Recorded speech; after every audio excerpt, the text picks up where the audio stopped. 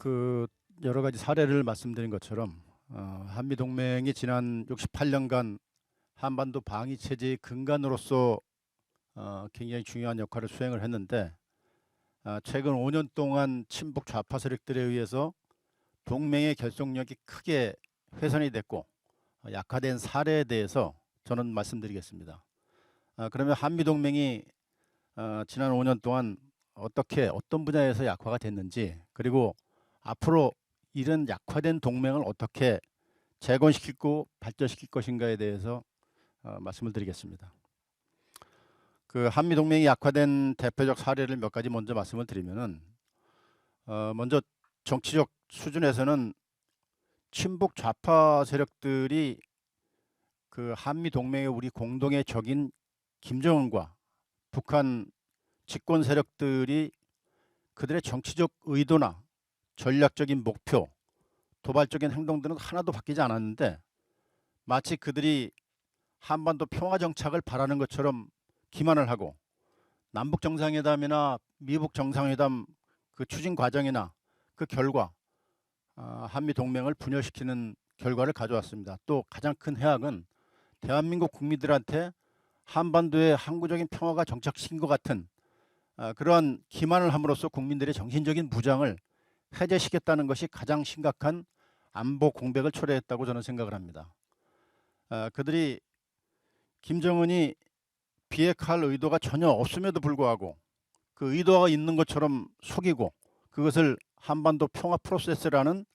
그럴듯한 이름으로 포장을 해서 북한의 진정한 의도를 감추고 그것을 추진하는 데 문제가 있었고, 북한은 그들이 노리고 있는 기존의 정전협정 체제를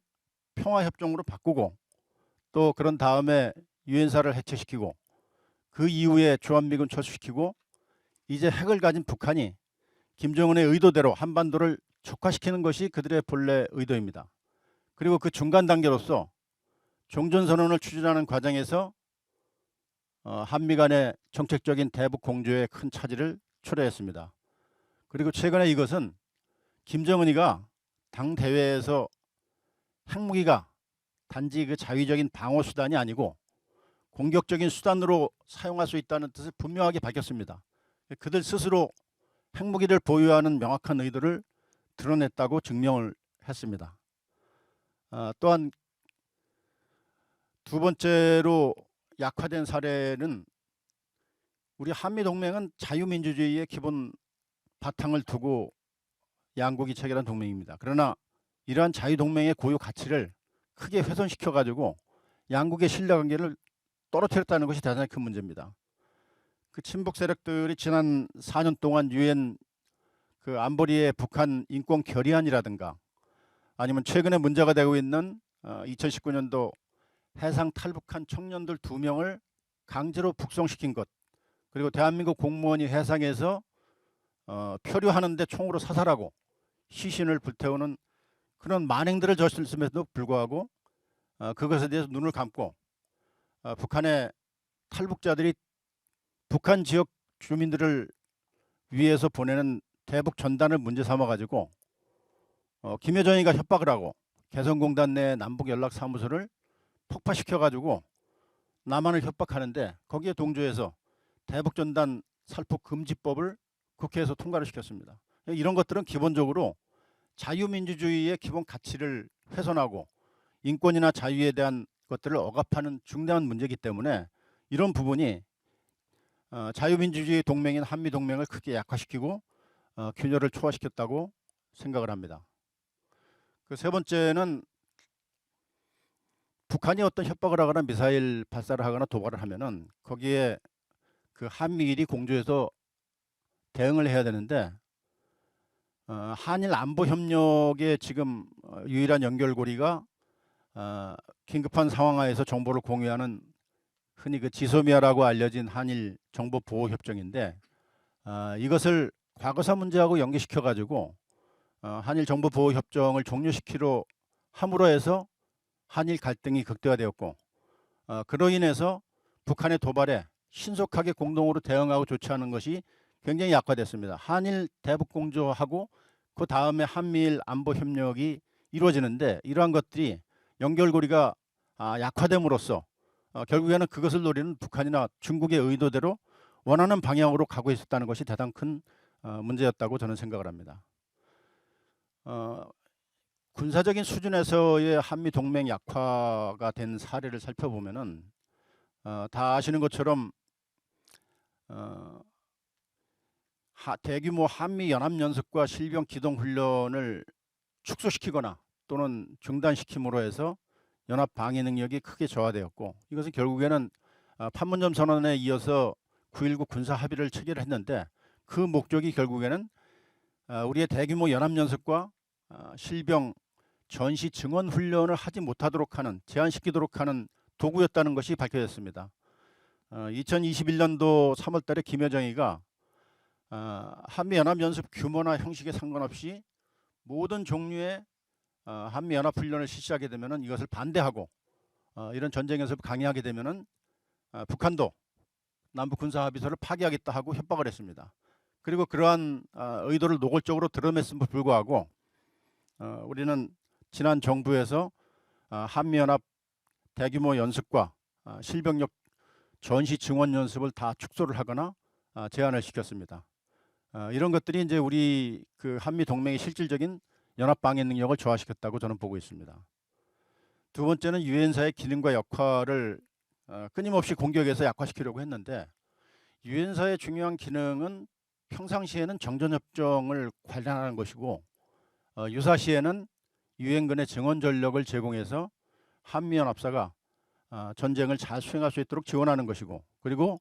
국제적인 공조와 지지를 획득하는 데 매우 중요한 역할을 수행을 하고 있는데, 이런 친북 세력들은 유엔사를 남북 교류 협력의 장애물로서 왜곡되게 인식을 시켜가지고 끊임없이 유엔사를 공격함으로써 유엔사 해체를 시키려고 했던 것이 큰 문제였습니다. 세 번째, 군사 분야에서의 또 문제점은 전시작전 통제권 조기 전환을 임기 내에 추진하려고 한미가 이미 기존의 합의에서 조건에 기초한 전작권 전환으로 추진하고 있는 내용을 무리하게 임기 내에 추진하려고 함으로써 양국 간의 공조라든가 합의에 균열을 생김으로써 연합작전에 차질을 빚었다고 생각을 합니다. 이것은 어떤 정치적인 목적으로 추진할 성격이 아니고 군사적인 효율성, 전시에 어떤 것이 우리가 어떤 형태의 연합작전을 수행하는 것이 가장 효율적인 군사작전을 수행하는 방법이냐에 대한 부분을 따져야 되는데, 이런 부분을 고려하지 않고 좌파들의 어떤 정치적인 목적으로 임기 내에 전환시키려고 하였던 것이 많은 갈등과 불신을 초래한 내용이었습니다. 네 번째는 이것도 마찬가지 잘 알려진 대로 성주에 배치한 사드 기지를 거기에 레이더 전자파가 인체에 매우 유의하다는 거짓 선동으로 인해서 시위를 유발시키고, 그로 인해서 사드 기지가 정상적인 가동을 하지 못하도록 이렇게 만들었습니다. 그로 인해서 지금 북한이 이제 올해만도 벌써 19번째 현 정부가 들어서 4~5번째의 미사일 공격을 하는데, 여기에 대한 연합 방공 대응 태세를 굉장히 약화시켰다는 것이 큰 문제입니다. 이런 것이 이제 정치적인 분야와 군사적인 분야에서 지난 4년 동안 한미 동맹이 약화되었던 그런 사례들을 제가 대표적인 것만 말씀을 드린 것이고, 그러면 앞으로 이제 어떻게 한미 동맹을 미래지향적으로 발전시킬 것인가에 대해서 말씀을 드리겠습니다. 첫 번째는 지난 5월 21일 윤석열 대통령님과 바이든 대통령께서 한미 정상회담을 통해서 이미 밝혔지만은 이제 지역적 한계를 극복하고 우리가 세계 평화와 안보 그리고 번영에 기여하는 글로벌 포괄적 전략 동맹으로 발전을 시켜야 된다는 데 대해서 우리가 강력하게 추진을 한다고 생각을 합니다. 이제 기존에 우리 그 한반도의 대북 위협에서 국한돼 가지고 전략 동맹으로 이제 나가는데 제안을 받았는데, 이것은 지금 우크라이나 전쟁에서 나타나듯이 어느 한 지역의 어떤 안보 위협은 그 나라 한 곳에 국한된 것이 아니기 때문에 우리도 마찬가지 대한민국의 국부를 세계 여러 나라와의 교육을 통해서 획득하는 그런 대한민국의 입장에서 어느 나라 단지 이제 북한이나 여기에 대응하는 전력만 묶어두기에는 대한민국의 위상이나 대한민국의 활동 영역이 글로벌화됐다는 것을 이해해야 됩니다. 특히 이제 한국과 미국은 그 자유주의의 동맹의 핵심 축으로서 양국 간의 자유민주주의에 대한 고유한 가치, 신념을 갖다 공유를 하면서 현재 강하게 그 드러나고 있는 북한, 중국, 러시아와 같은 전제주의적 패권을 추구하는 나라들에 대항해서 같이 글로벌 이슈에 동참을 해야 된다고 저는 생각을 하고 있습니다. 두 번째는 미래지향적 발전을 위해서 글로벌 포괄적 전략 동맹으로 향상을 시키는 것도 좋지만은, 그러나 그에 앞서서 가장 기본적인 한미 동맹의 본질적인 대북 억제 능력을 강화시켜야 됩니다. 자기 집 문단속도 잘 하지 못하는데 옆집 도둑이 들었다고 그것을 단속할 수는 여유가 없습니다. 그렇기 때문에 우리가 글로벌 동맹으로서 확장을 시키기 위해서는 한미 동맹의 능력을, 압도적인 대북 억제를 할 수 있는 능력을 보완을 시켜야 되고, 그것을 바탕으로 해서 우리가 한미 간의 인도태평양 지역에서의 안보 문제, 더 나아가서는 세계의 안보 문제에도 관여할 수 있을 것이라고 생각을 합니다. 그래서 한국군은 스스로 한국군 그 대북 억제 능력을 구비하는 자위적인 방위 능력을 먼저 키워야 되고, 미군은 첨단 무기 등을 추가적으로 배치함으로써 한국군이 보유하고 있지 못한 그런 보안 전력을 제공해주고, 그로 인해서 압도적인 대북 우위의 연합 전력을 보유함으로써 우리가 가지고 있는 한미 연합의 기본 임무를 달성할 수 있을 때 다음 단계로 나갈 수 있는 기반이 될 수 있다고 저는 생각을 합니다. 그리고 이제 앞서 전문가도 말씀하셨지만 인도 태평양 지역에서의 안보 협력을 크게 확대를 시켜야 됩니다. 세계 전략 환경이 하루가 다르게 변화하고 있기 때문에 우리 지역적인 한계를 벗어나서 글로벌 포괄적 전략 동맹으로 성장하기 위해서는 인도 태평양 지역에서의 여러 가지 안보와 관련되어 있는 문제에 적극 협력을 해야 된다고 생각을 합니다. 특히 최근에 이제 강화되고 있는 인도 태평양 지역에서의 다국적군 훈련이나 여러 가지 안보 협의에 그동안 소극적으로 하거나 아니면 가담하지 않았던 이런 태도에서 벗어나서 적극적으로 가담하고 우리의 역할을 분담함으로 해서 인도 태평양 지역에서의 안보 협력 확대에 기여를 해야 된다고 생각합니다. 그리고 이것은 한미 상호 방위 조약에도 이미 전문가 3조에 명시가 되어 있습니다. 어느 일방이 한반도 지역뿐만 아니고 태평양 지역에서의 공동의 안보에 대응하도록 한미 상호 방위 조약에도 명시되어 있듯이 우리가 이런 것들을 적극적으로 확대를 할 때 대한민국의 위상과 또 글로벌 국가로서의 우리 역량을 갖다가 발휘할 수 있다고 저는 생각을 합니다. 네 번째는 지금 현재 대두되고 있는 경제 안보 차원의 협력을 강화시켜야 됩니다. 지금 잘 보시다시피 러시아의 우크라이나 침략으로 인한 전쟁에서 이로 인해서 세계의 글로벌 공급망이 차질이 생겼고, 그로 인해서 러시아는 첨단 무기 만드는 기술을 갖고 있지만은 그 기술을 생산하기 위한 공급망의 차질이 생김으로써 그것을 정상적으로 만들지 못하는 이런 상황이 됐습니다. 이것이 이제 단지 러시아의 상황, 우크라이나 상황뿐만 아니고